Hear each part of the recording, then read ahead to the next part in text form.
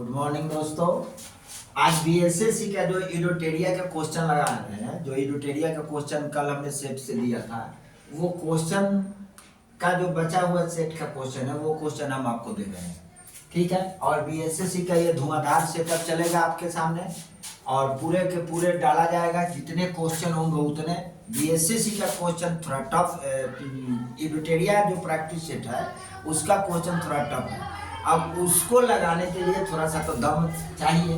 देखिए ये क्वेश्चन दिया हुआ है, नए सिले नए पैटर्न के मतलब कि नया सेट पर नए क्वेश्चन, जैसे ये चेंजिंग होता रहता है ना कि पिछले बार क्वेश्चन, इस साल का क्वेश्चन, तो पिछले बार से इस साल का क्वेश्चन का जो बदलाव हुआ है, जो आपके साथ मिलेगा बदलाव में, वो क्वेश्चन मिलेंगे। जैसे कि रेलवे में पूछा जाता था, एसएससी में पूछा जाता था, उस टाइप के क्वेश्चन दिया हुआ है।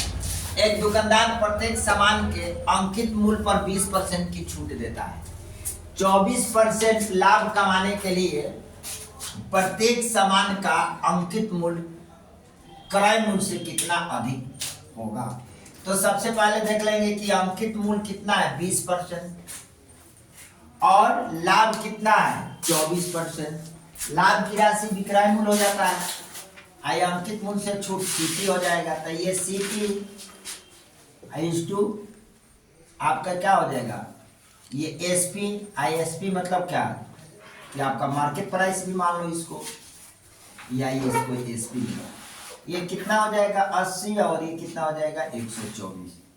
अब इसको काटो तो ये 40, आइए कर जाएगा तो ये आपका 62। फिर इसको काट दो तो 31 और इसको काट दो तो ये आपका 20। अब ये सीपी हो गया और ये एसपी हो गया। इसमें लाभ देखते हैं तो 11 की आ रहा है। कितने की आ रहा है, 11 की आ रहा है। और लाभ परसेंट हमको निकालना है, अंकित मूल्य से कितना परसेंट होता है। लाभ परसेंट 11/20 गुने 100 कर देंगे। 20 पंचे 100, 11 पंचे 55, 11 गुने 5 इक्वल टू 55।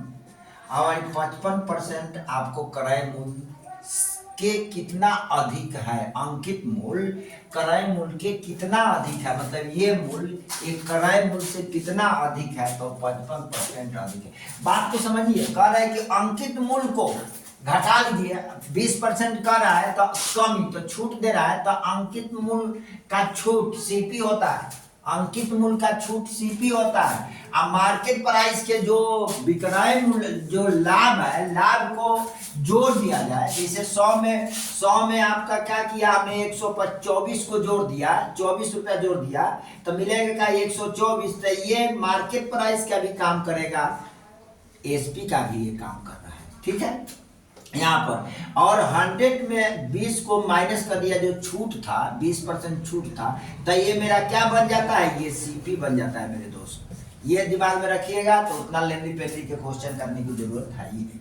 आगे देखिए क्वेश्चन क्या है, 3 क्रमागत बट्टों में 20%, 15% और 10% का समतुल्य बट्टा क्या होगा।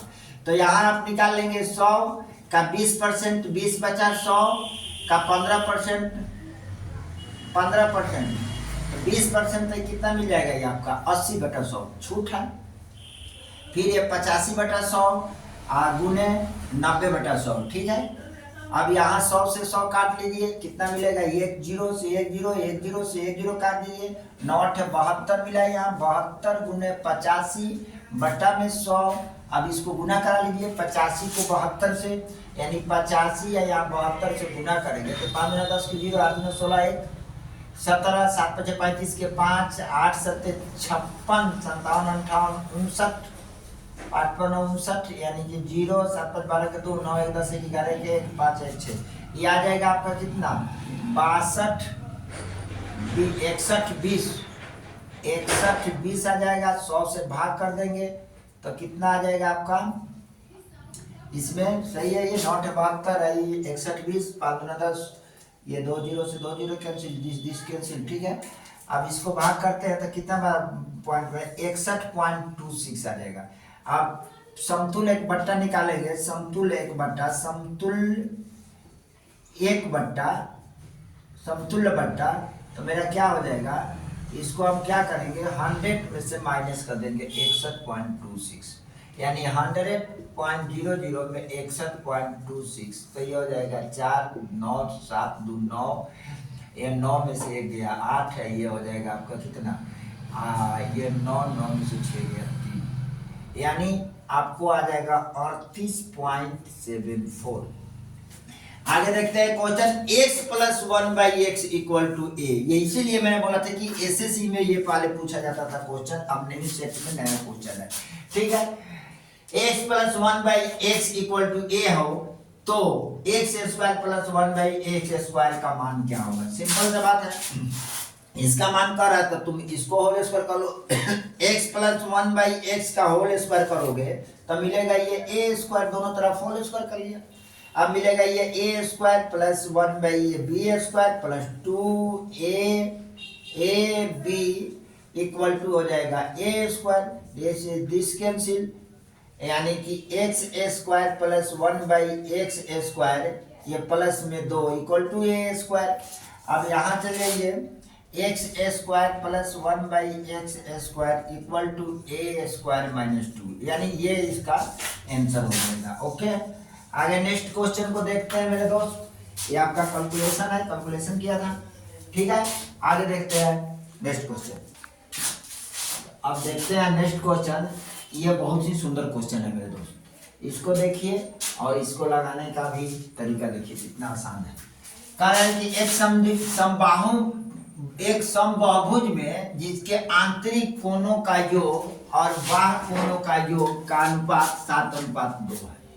ये कितने के अनुपात में है? 7:2 के अनुपात में। समबाहु भुजा में कुल कितनी भुजाएं होगी? कह रहा है समबाहु भुजा में कुल कितनी भुजाएं होगी? सबसे पहले सम आंतरिक कोणों का योग और बाह्य कोणों का योग, ये दोनों कोणों का योग कितना होता है? 180। तो सीधा सा बात है कि 7x plus 2x equal to 180, तो 9x इक्वल टू हो जाएगा 180, तो इसको काट दो 20, यानी x बराबर 20 आ गया। अब समबाहु भुजा की, यानी समबाहुभुज में कुल कितने, बाहुभुजा में, यानी बहुभुज में कुल कितनी भुजाएं होगी? तो समबाहुभुज में भुजाओं की संख्या, बहुभुज में भुजाओं की संख्या इक्वल टू हो जाएगा 180/n, 180/n बराबर 180/n कितना है? 20, 0 से 0 और 9 दूना 18, यानी कि 9 भुजाएं होगी, 9 भुजाएं होंगी। ये आपका क्या हो जाएगा? आंसर हो जाएगा। नेक्स्ट क्वेश्चन कर रहा है 3 के पावर 81, 3 के पावर 82 प्लस 3 के पावर 83 प्लस 3 के पावर 84 प्लस 3 के पावर 85 निम्नलिखित में से किस अभाज्य संख्या से विभाजित होगा? तो सीधा सा बात है, 3 के पावर 81 को कॉमन ले लेते हैं तो मिलेगा कितना? 1 प्लस 3, 81 ले लिया तो यहाँ 1 बचेगा, प्लस यहाँ 3 का यहाँ क्या बच जाएगा? स्क्वायर बचेगा, प्लस यहाँ 3 का यहाँ क्यूब बचेगा, प्लस यहाँ 3 के यहाँ 4 बचेगा। सीधा सी बात है। अब 3 के पावर 81 ले लिया तो यहाँ का बचा 1 प्लस 3 प्लस 9 प्लस 27 प्लस 81, ये सबको जोड़ोगे तो आता है 7 1 8 8 8 4 12 12 9 21 के 1, 8 2 10 10 2 12 गुने 3 के पावर 81। जब ये संख्या 11 से कट जाने वाला है तो ये संख्या 11 से कट जाएगा, आप कैलकुलेट कर लीजिएगा, तो ये 11 से कट जाएगा तो इसकी अभाज्य संख्या किससे कटने वाला है? 11 से विभाज्य होगा, अभाज्य संख्या 11 से विभाज्य होगा, विभाज्य होगा।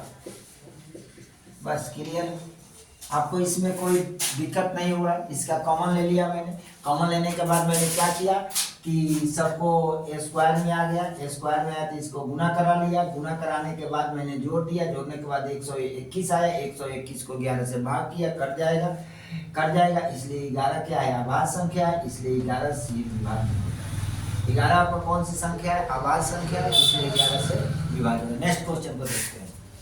रामू के पास 200 खिलौने हैं। उसने दिवाकर को 10%, ममता को 20% और एक दहाई के मतलब 1/10 खिलौना करण को दिया। ईरानी को दे दिया। वितरण के बाद रामू के पास कितने खिलौने बचे? सबसे पहले खिलौने की संख्या की टोटल कितना था? 200। 200 में दिया कितना? 10%। बचा कितना? 10% दिया, 10% दे दिया, यानी इसके फ्रैक्शन वैल्यू 10, 100 तो 1/10 तो बचा कितना? 9/10। बचा कितना इसके पास? 9/10 प्लस अब क्या करना है?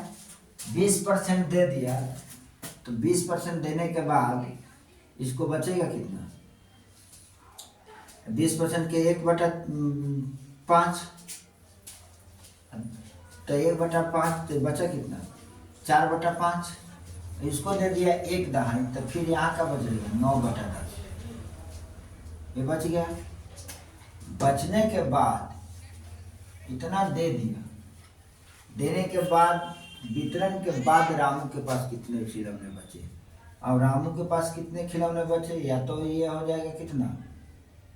ये आपका हो जाएगा 200 गुने 10, 5, 10 का 50।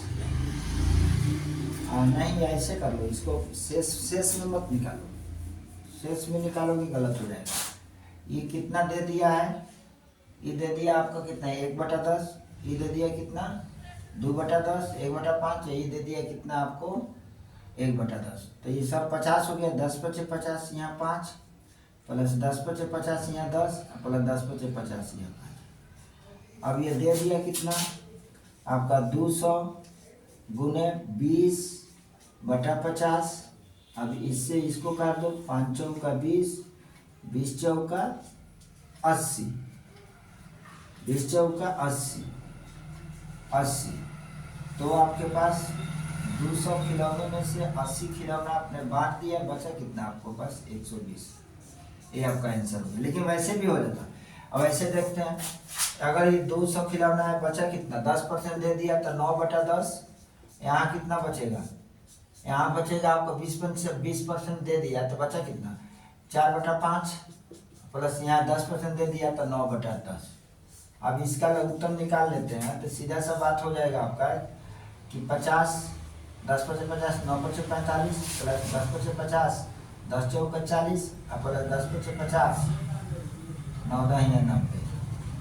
अब इसके पास इसको इससे काटो, इसको इससे काटो, ज़्यादा हो जाएगा, बहुत ज़्यादा हो जाएगा, बहुत ज़्यादा हो जाएगा। क्योंकि बचा हुआ 9, 9, 0, 5 के 5, 9, 4, 13, 13, 4, 17। वाह, बहुत ज़्यादा हो जाएगा। ये टाइप से बनेगा वो, ऐसे बनाना। ठीक है, ये आपका आंसर हो जाएगा। ओके, नेक्स्ट क्वेश्चन को देखते हैं।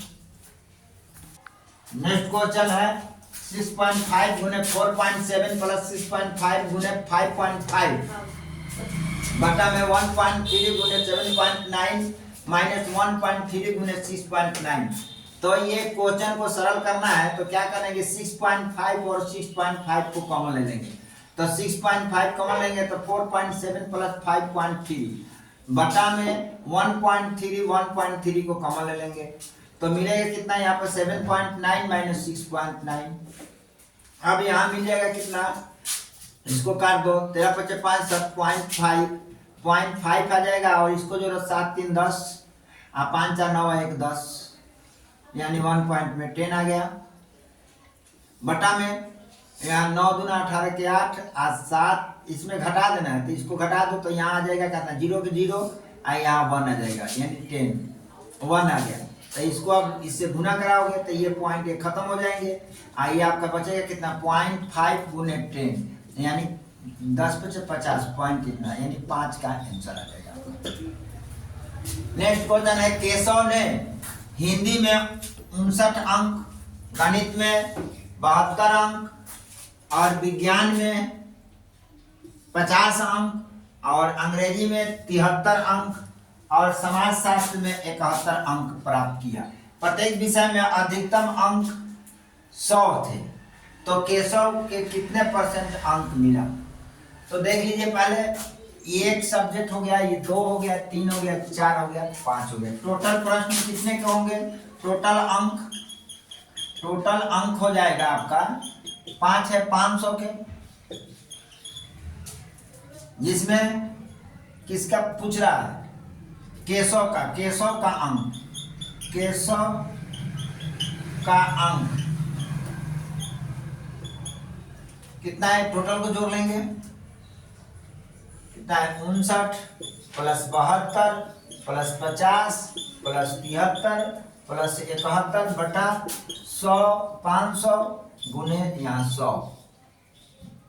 ये 2 जीरो से 2 जीरो काट देंगे, 3 1 3 4 4 4 2 6 9 6 15 के 5, हाथ में 1, 7 7 14 7 के 21 21 आ 10 21 10 41 21 आ 10 31 21 आ 10 31 31 बटा 5, 6 पचे 30 3 पचे 15, यानी 63% अंक प्राप्त हुए। आप देखिए इसको जोड़ लीजिए, वही है परसेंटेज जो हम लोग अंक प्राप्त करते हैं उस टाइप का, जैसे परीक्षा में अंक मिलता है अलग अलग सब्जेक्ट में, उसी तरह से केशव को अलग अलग सब्जेक्ट में अंक मिला।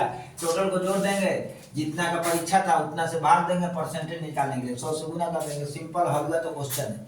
Okay, next day.